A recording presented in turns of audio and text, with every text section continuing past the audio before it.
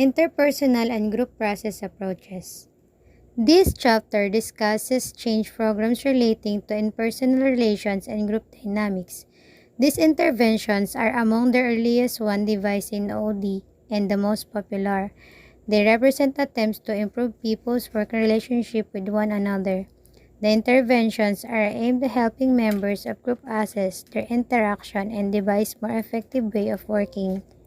This change program represents a basic skill requirements and OD practitioners. Process consultations. The process consultant does not offer expert in help form of solution the problems. As in the doctor-patient model, rather, the process consultant work to help managers, employees, and group assess and improve human processes, such as communication, interpersonal relations, decision-making, and task performance. 10 principles to guide the process consultant's actions. Number 1. Always try to be helpful. Process consultant must be mindful of their intentions and each interaction must be oriented toward being helpful. Number 2. Always stay in touch with the current reality. It includes data about the client's opinions, beliefs, and emotions, the system current functionings, and the practitioner's reactions, thoughts, and feelings. Number 3. Access your ignorance.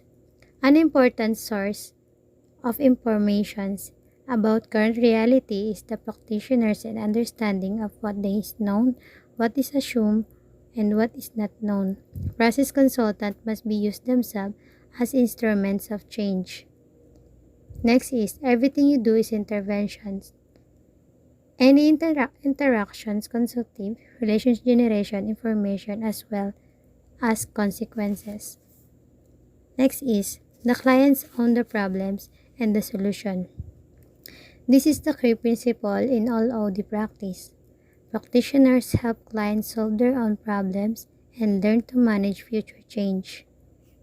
Next is, go with the flow. When process consultants accept their own ignorance, they often realize that must be work understand the client motivation and perceptions.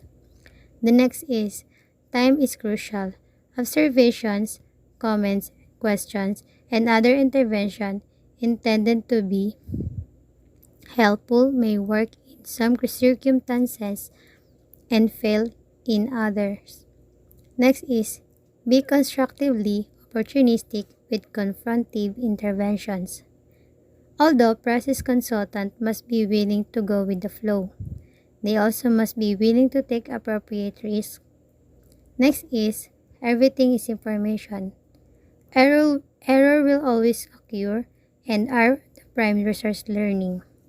Next is, when in doubt, share the problem.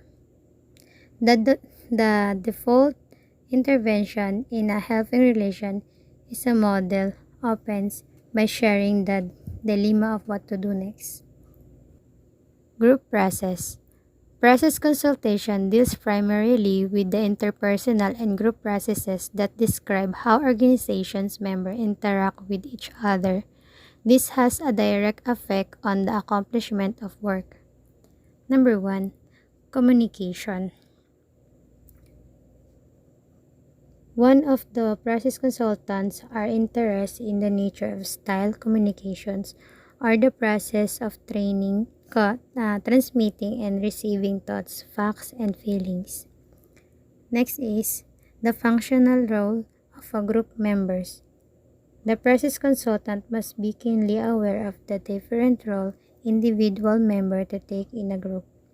Next is group problem solving and decision making. To be effective, a group must be able to identify problem, examine alternatives, and make decisions. For example, one way of making decision is to ignore a suggestion, as when a person make a suggestion and someone else offer another of before and first has been discussed. Next is group norms, especially if a group of people work together over a period of time. It develops group norms or standard of behavior about what is good or bad, allow or forbidden, right or wrong. Next is the use of leadership and authority. A process consultant needs to understand processes involved in leadership and how different leadership style can help and hinder a group's functioning. In addition, the consultant can help the leader adjust his or her style, fit, and situation. Group process. Process consultation deals primarily with the interpersonal and group processes that describe how organizations members interact with each other. This has a direct effect on the accomplishment of work. Number 1. Communication. One of the process consultants are interested in the nature of style communications or the process of transmitting and receiving thoughts, facts, and feelings. Next is the functional role of a group members. The process consultant must be keenly aware of the different role individual member to take in a group. Next is group problem solving and decision making.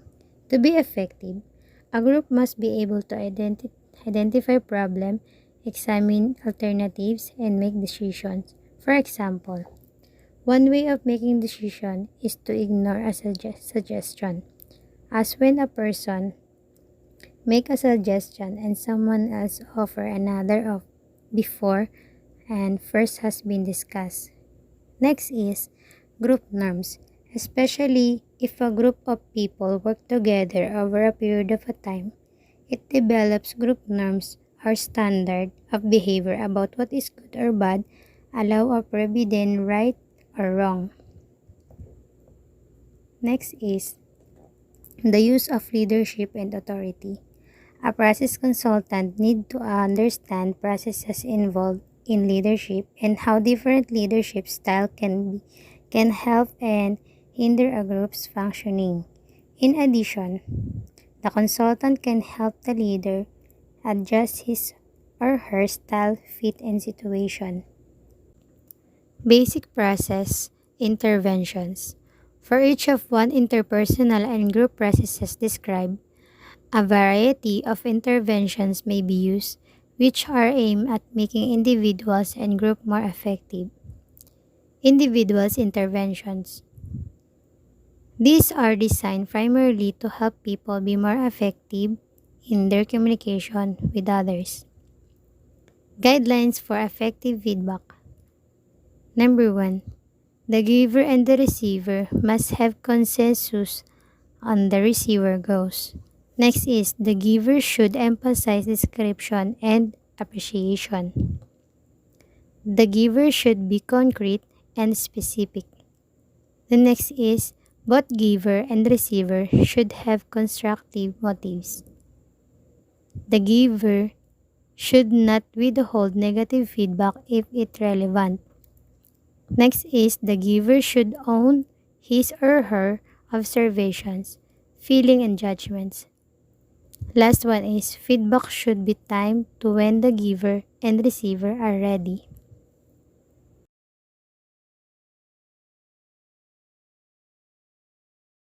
This content or structure of the group. Process intervention sensitize the group to its own internal processes and generate interest in analyzing them. Interventions include comments, questions, or observations about relationships between and among group members, problem solving and decision making, and the identity and purpose of the group. For example, process consultant can help by suggesting that some part of each meeting be reserved for examining how the decisions are made and periodically assessing the feelings of the group members. Content interventions help the group determine what it works on. They include comments, questions, or observations about group membership, agenda setting, review and testing procedures, interpersonal issues, and conceptual inputs on task-related topic. In contrast, a content intervention introduces specific content as a way to change the client's response to what they experience. Structural interventions helps the group examine the stable and recurring methods it uses to accomplish tasks and deal with external issues. They include comments, questions, or observations about inputs, resources, and customers, methods for determining goals, developing strategies, accomplishing work, assigning responsibility, monitoring progress, and addressing problems, and relationship to authority, formal rules, and level of intimacy. It is called a techno-structural intervention. This class of intervention includes changes in overall work of an organization is divided into units, who reports to whom, methods of control, the arrangement of equipment and people workflow arrangement and changes in communications and authority.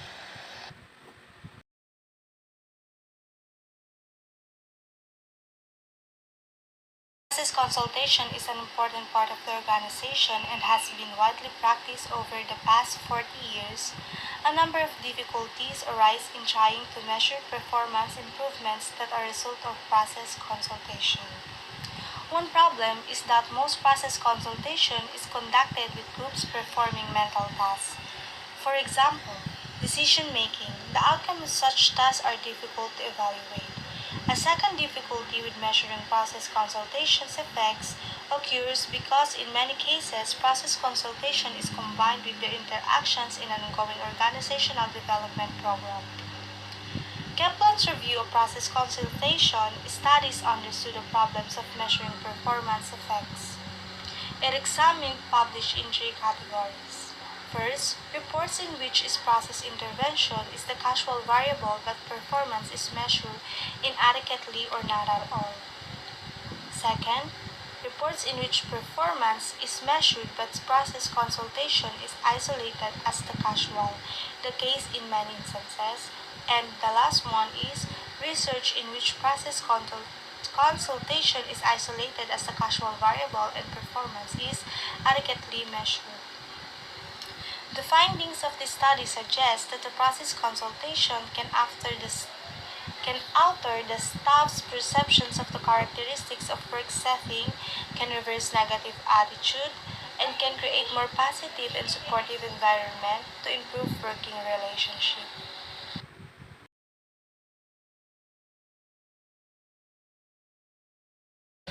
This application, a story often told by Ed Skeen and documented in several of his books about process consultation and culture, involves the senior management team of an organization that he worked with over several years. It illustrates well several of the principles of process consultation, such as accessing your ignorance, always trying to be helpful, and understanding that errors are the prime source of learning. The Action Company was a large and innovative high-technology organization. One salient feature of their executive committee meeting was long and loud discussions. For example, members interrupted each other constantly, often got into shouting matches, drifted off the subject, and moved from one agenda point to another without any clear sense. Two kinds of interventions grew out of this insight. First, he noticed that ideas were in fact being lost because so much information was being processed so rapidly, partly for his own sake and partly because he thought it might help. These ideas, incomplete or undeveloped because the presenter had been interrupted, led to the second kind of intervention. The combination of these two kinds of interventions focused group on the ideas that were not on flipchart and they helped the navigate through their complex agenda.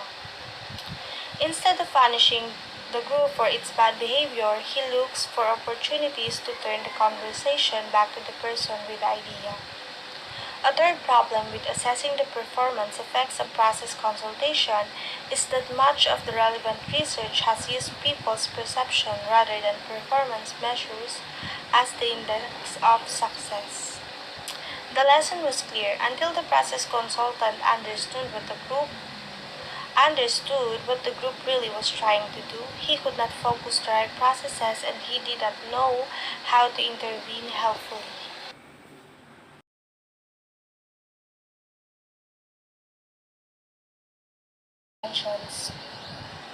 Third Third-party interventions focus on conflicts arising between two or more people within the same organization.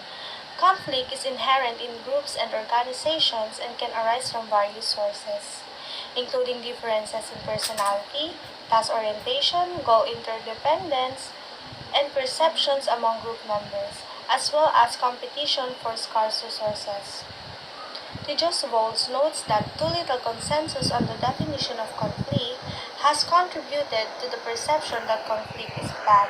He suggests that conflict best viewed as incompatible activities.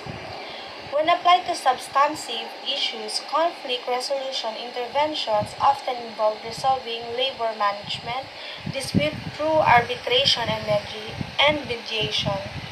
The method used in such substantive interventions require considerable training and expertise in law and labor relations and generally are not considered part of organizational development practice.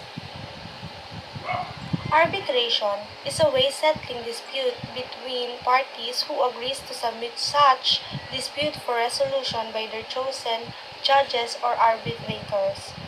Arbitration is simple, speedy, and less expensive alternative to court action.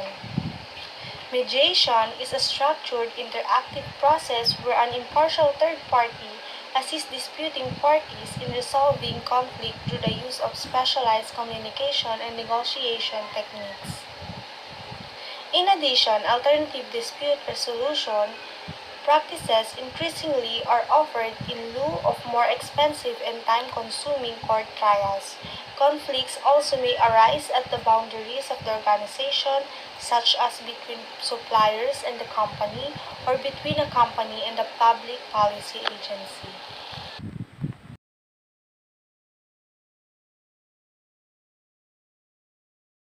Conflict. Conflict has both costs and benefits to the antagonists and to those in contact with them. Unresolved conflict can proliferate and expand. An interpersonal conflict may be concealed under a cause or issue that serves to make the conflict appear more legitimate. Frequently, the over-conflict is only a symptom of deeper problem. The episode model identifies four strategies for conflict resolution. The first three attempts to control the conflict and only the last approach to try change the basic issues underlying it. The first strategy is to prevent the ignition of conflict by arriving at a clear understanding of the triggering factors and thereafter avoiding or blunting them when the symptoms occur. The second control strategy is to set limits on the form of the conflict. Conflict can be constrained by informal gatherings before a formal meeting or by exploration of the other options. The third control strategy is to help the parties cope differently with the consequences of the conflict. The third-party consultant may work with the people involved to devise coping techniques such as reducing their dependence on the relationship, ventilating their feelings to friends, and developing additional sources of emotional support. The fourth method is an attempt to eliminate or to resolve the basic issues causing the conflict. As Walton points out, there is a little to he said about the objective because it's the most obvious and straightforward, although it is often the most difficult to achieve.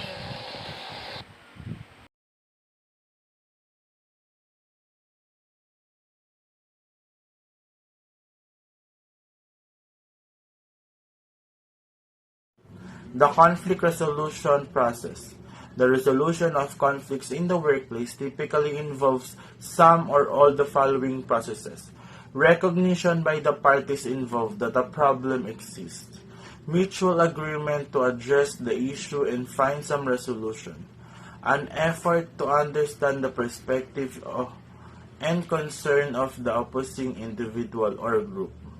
Identifying changes in attitude, behavior, and approaches to work by both sides that will lessen negative feelings. Recognizing triggers to episode of conflicts. Intervention by third parties such as human resources representatives or higher level managers to mediate. a willingness by one or both parties to compromise, agreement on a plan to address differences, monitoring the impact of any agreement for change, disciplining or terminating employees who resist effort to diffuse conflict. Team building can also involve structured activities and exercise led by the team members or with the proper budget and goal. Managers can contract out for facilitation with the external resource. External facilitation by an experienced person can give your team building a boost. Team building in the workplace is a process of creating team that is cohesively working together towards a common goal. The importance and main purpose of this building is to create a strong team through forming bonds and connections. Creating this bond through team building is very beneficial to business and organization. The benefit of team building includes increased communication, planning skills, employee motivation, and employee collaboration. Fun activity that will help people see each other a different light, allow them to connect in a different settings. People on your team are asked to think about implication of this activity at their workplace.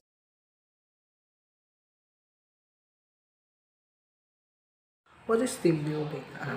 Team building is the process of turning a group of individual contributing employees into a cohesive team.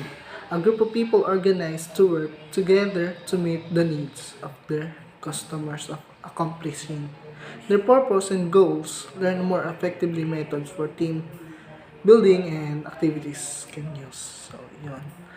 A technique, yun, sinabi natin team building, a technique that aims to help to work groups by your workmates, improving the quality of their members, entrepreneurial relation as well as their skill at solving problem accomplishing their task. This is usually done with the aid of external consultancy, which is diagnose the way to work of group function, helping members identify difficulties and suggest improvements and to know each other and uh,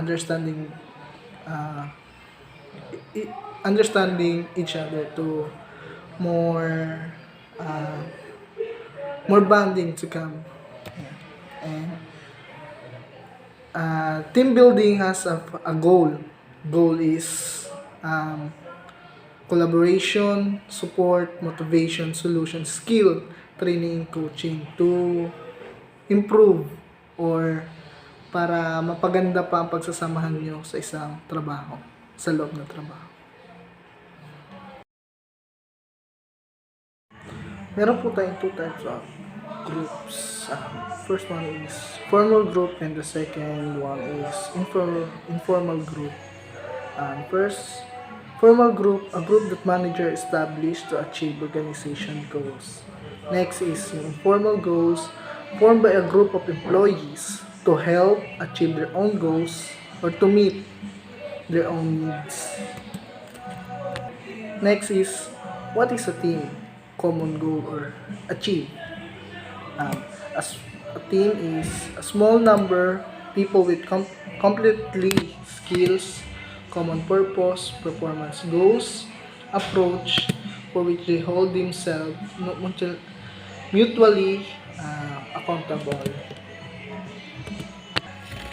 Individual in the team have to cooperate with everyone working on the specific team task. We have type of teams. First one is problem solving teams, project teams, self-management teams, and cross-functional teams. And virtual teams. First is project teams or self-managed teams. People with different specific skills are put together as a team to achieve a specific goal within particular time frame. Next one is virtual teams, where you meet to face but relies on internet technology such as email, Skype, computer work, or etc. Cross-functional teams, composed of members with different departments working together to solve a particular problems. What is the purpose of team building and what is the benefits? Versus the purpose of team building activities is to motivate your people to work together, to develop their strengths, and to address any weakness. So any team building exercise should encourage collaboration rather than competition. Be sure to incorporate team building into your workplace routines and practices. Benefits naman po is team building activities can be a powerful way to develop collaboration and trust, improve motivation, nurture strength, and address weaknesses again. However, they need to have a real purpose and properly planned in order to make a lasting impact. Ayun nga po, sabi dito, anong purpose ng team building? Para sa akin po, ang purpose ng team building is para sa akin is para mapalawak pa po ang pag-uunawaan ng iyong mga katrabaho at magkaintindihan po kayo, para po mag-work kayo as a together na team para wala pong away na nagaganap, mga ganyan. Karamihan po kasi ganun. And the benefits naman po is yun nga, na maging malapit pa kayo sa isa't isa na para magkakapatid kayo sa isang trabaho, more bonding to come, and more pa po na mas magiging strong po ang yung pagsasamahan at magtagal po ang isa't isa sa isang kumpanya or trabaho na pinapasukan. Yun lang po at thank you.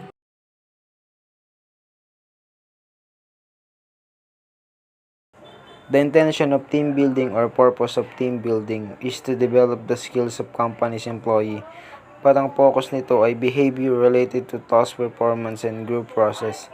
In an effective team, task behavior and group process must be integrated with each other as well as with the needs and wants of the people making up with the group. In a professional environment, team orientation refers to the collaboration and teamwork an organization can foster by encouraging collective effort rather than individual task completion. Team-oriented leaders focus on the goals and well-being and motivation of individuals. The nature of the data gathered will vary depending on the purpose of the team building program. The consultant's knowledge about the organization and its culture and the people involved. Goals, objectives, and decision-making process, organizational culture, communication patterns and interpersonal relationships and process, barriers to effective group functioning and tasks and related technical problems.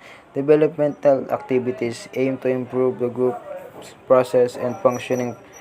French and Bell have defined team development as an inward look by the team at its own performance, behavior, and culture for the purpose of dropping off dysfunctional behaviors and strengthening functional ones.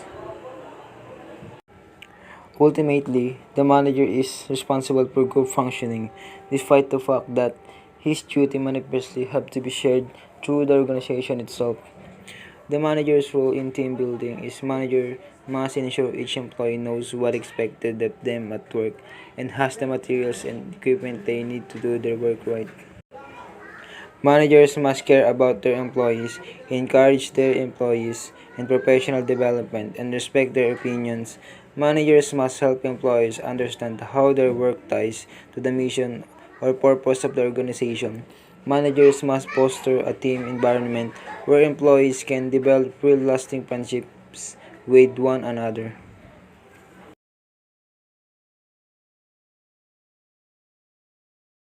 So, I will now discuss the results of team building. The research on team building's effectiveness has produced inconsistent results. Some studies have reported positive results across a range of variables, including feelings, attitudes, and measures performance.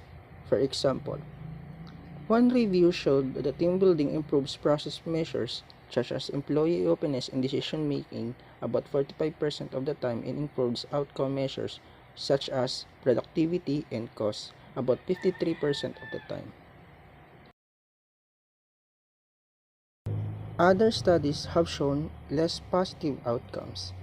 In general, the research supports a pattern of positive changes in attitudes or satisfaction. However, less powerful research design and short time frames prohibited strong conclusion linking performance improvement to team development efforts. Here are the reasons why to engage in team building. Each group is different.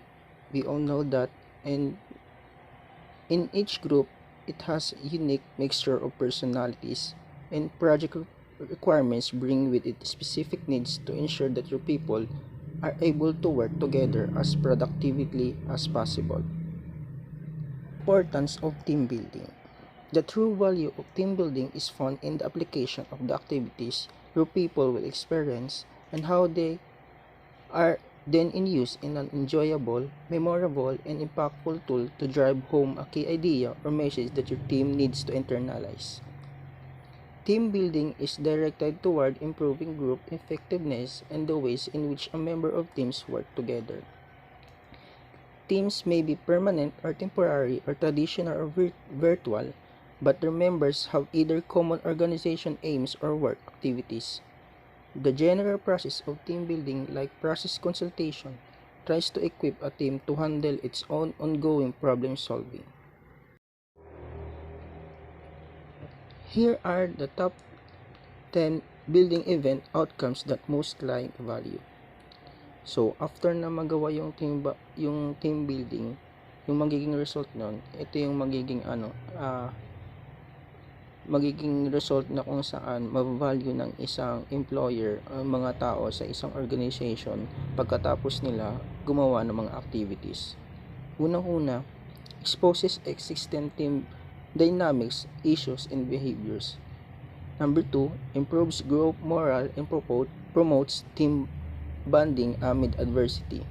Number 3, increases appreciation of roles, purpose, and group established expectation. Number 4, accelerates process of team roles in forming of a shared vision. Number 5, inspires an appreciation of individual strengths and weakness. Number 6, develops creative problem solving with time and crisis management skills. Number 7, illustrates advantages of cooperation over competition. Number 8, ignites and increases in efficiency and emphasize on sharing resources. Number 9, enhances communal support and encouragement and boosts team productivity. And lastly, inspires better conflict resolution skills and community.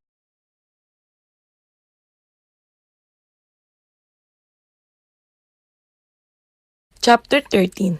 This chapter 13 describes system-wide process interventions.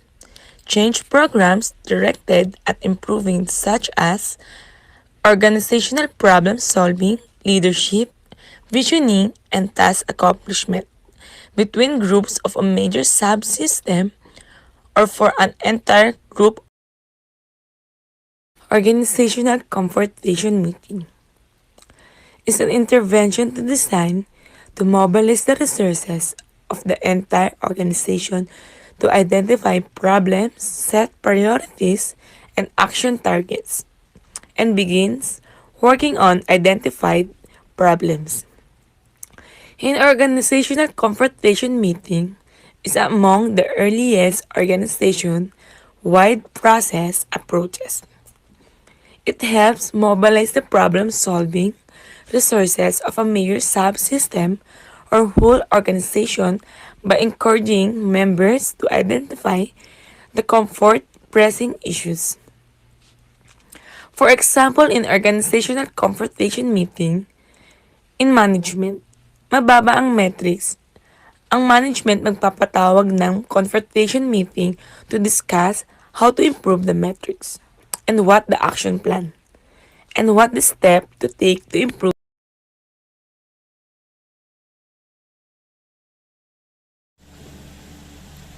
Application stage. The organization confrontation meeting typically involves the following steps. Number 1. A group meeting of all those involved is scheduled and held at an appropriate place. Usually, the task is to identify problems related to the work environment and the effectiveness of the organization. 2. Groups are appointed representing all departments of the organization. Each group might have one or more members from sales, purchasing, finance, operations, and quality assurance for obvious reasons. 3. The point is stressed that the groups are to be open and honest and to work hard at identifying problems they see in the organization. No one will criticize for bringing up problems, and in fact that the groups will be judged on their ability to do so. Number 4. The groups are given an hour or two to identify organization's problem. So, generally, an OD practitioner goes from group to group, encouraging openness and assisting the groups with their tasks. Number 5. The groups then reconvene in a central meeting place. Each group reports the problems it has identified and sometimes offers solutions. Yes, because each group hears the reports of all the others, a maximum amount of information is shared. That's what they all need to do. Number 6. Either then or later, the master list of problems is broken down into categories. This can be done by the participants, by the person leading the session, or by the manager and his or her staff. This process eliminates duplication and overlap and allows the problems to be separated according to functional or other appropriate. Number 7. Following problems categorization. Participants are divided into problem-solving groups whose composition may and usually does differ from that of the original problem identification groups. For example, all operations problems may be handled by people in that subunit or task force representing appropriate cross-sections of the organization may be formed. 8. Each group ranks the problems, develop a tactical action plan, and determines an appropriate timetable for completing this phase of the process. The group need to use tools and resources, allows for flexibility to complete all the tasks that they all need to do. Number 9. Each group then periodically reports its list of priorities and tactical plans of action to management or the other larger group, so they can easily record everything and fix the problem easily by doing their job. Number 10. Schedules for periodic, frequently monthly. Follow-up meetings are established. At these sessions, the team leaders report either to top management, to the other team leaders, or to the group as whole regarding their team's progress and plans for future action. The formal establishment of such as a meeting ensures both continuing action and modification of priorities and timetables as needed. Results of confrontation meetings. Because organization confrontation meetings often are combined with other approaches, such as survey feedback, determining specific results is difficult. In many cases, the results appear dramatic in mobilizing the total resource of the organization for problem identification. A workout meeting at General Electric Medical System business. It shows how the basic framework of a confrontation meeting can be adapted to address organizational problems such as productivity and employee involvement. The GE Workout Change Acceleration process provides a comprehensive framework in which to overcome barriers of rank, function, geography, bureaucracy, and culture to foster what GE originally called boundary-less behavior.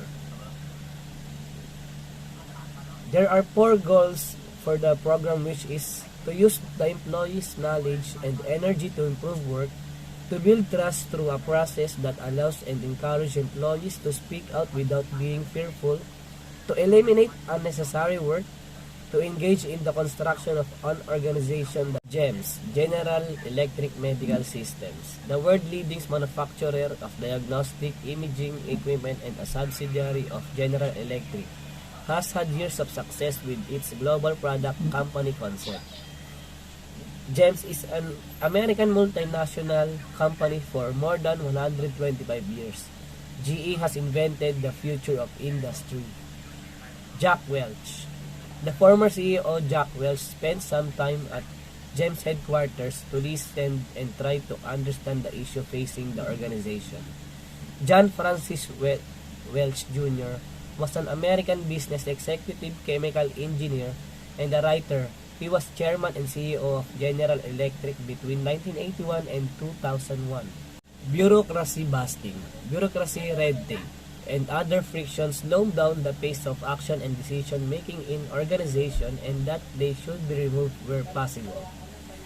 Excessive bureaucracy or adherence to rules and formalities, especially in public business. This law will just create more crap or critical review appraisals. The process of carefully and systematically assessing the outcome of scientific research evidence to judge its trustworthiness, value, and relevance in a particular context. Sometimes called a critic, is a detailed commentary on and critical evaluation of a text.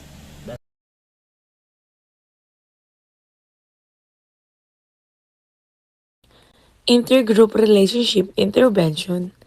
The quality of group relationship in an organization can affect how well the organization performs.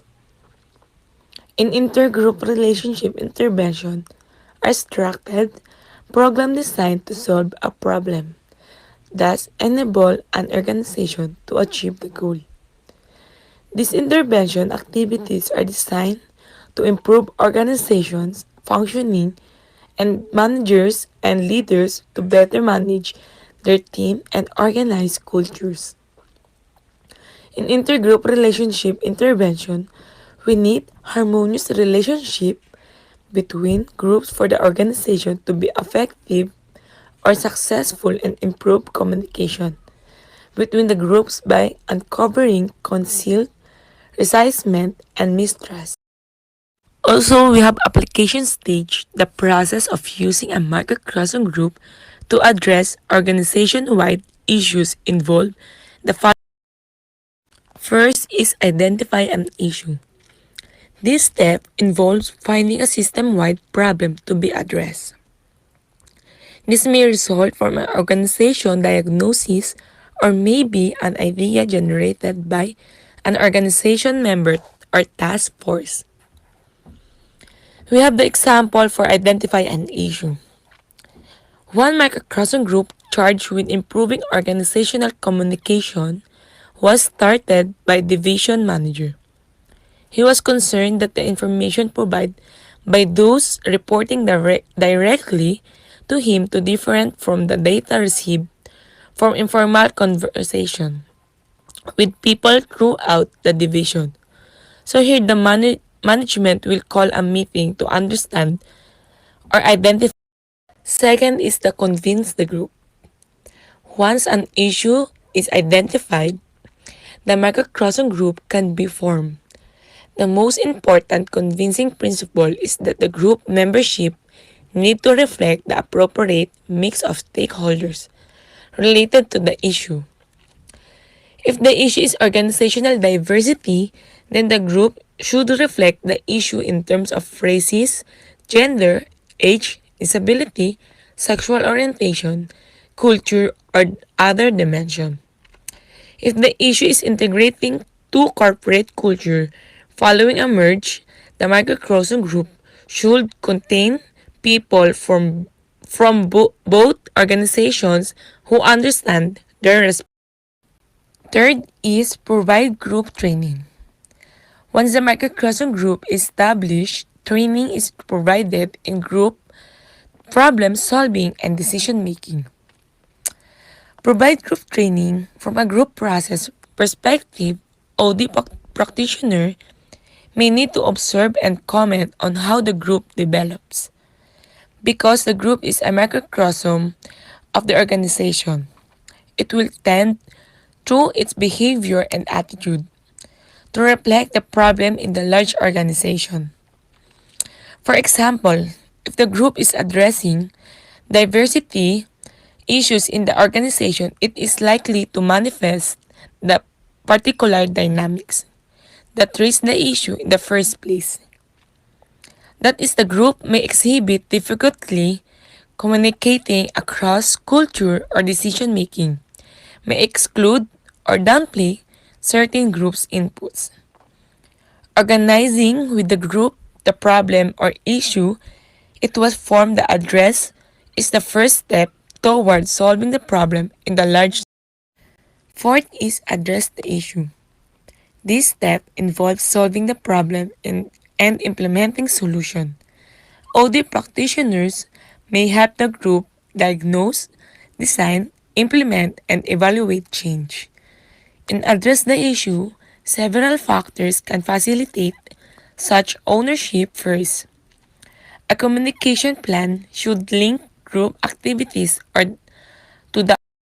Last is dissolve the group. The microcosm group can be disbanded following successful implementation of change. This typically involves writing a final report or holding a final meeting. And that's all. Thank you.